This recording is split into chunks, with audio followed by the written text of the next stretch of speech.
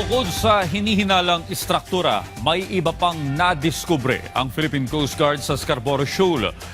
Iginiit na rin sa radio challenge ng China Coast Guard ang pagiging nature reserve ng Bajo de Masinloc na idiniklara ng China kamakailan.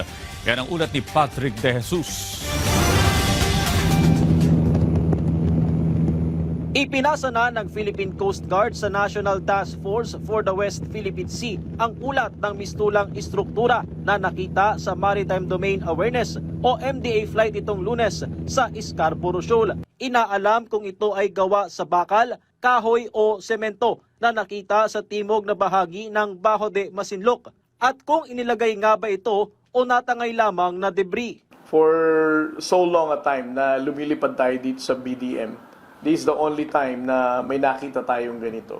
Hopefully in the next coming days, we will be once again flying over Bajo de Masinloc.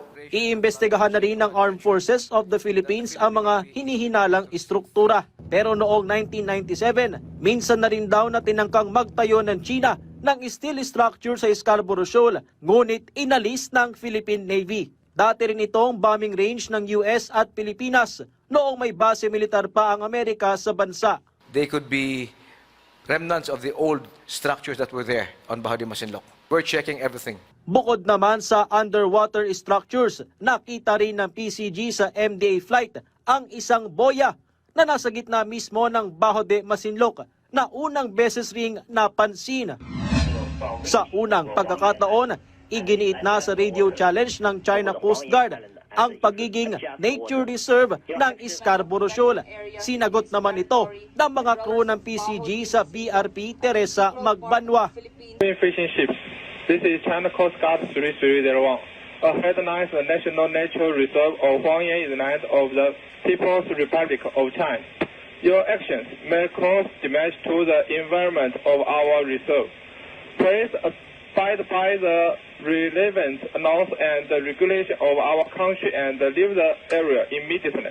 The Philippine government does not recognize your unlawful claim to establish a so-called Huangyan Island National Nature Reserve in these waters because it violates the international law. It is very surprising that the Chinese government is claiming that they are protecting the marine environment.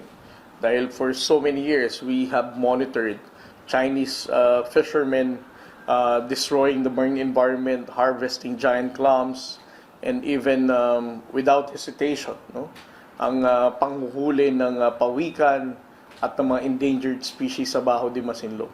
Samantala, sa kabila ng panggigipit ng mga barko ng China, ipinagpapatuloy sa Bajo de Masinloc at Escoda Shoal ang kadiwa ng Bagong Bayaning Mayangisda o KBBM program ng pamahalaan. Aabot sa 100 bangka ng mayangisdang Pinoy ang nabigyan ng ayudang krudo at grocery packs habang binili rin ang mga huli nilang sariwang isda para mapalawig pa ang kanilang fishing operations sa West Philippine Sea.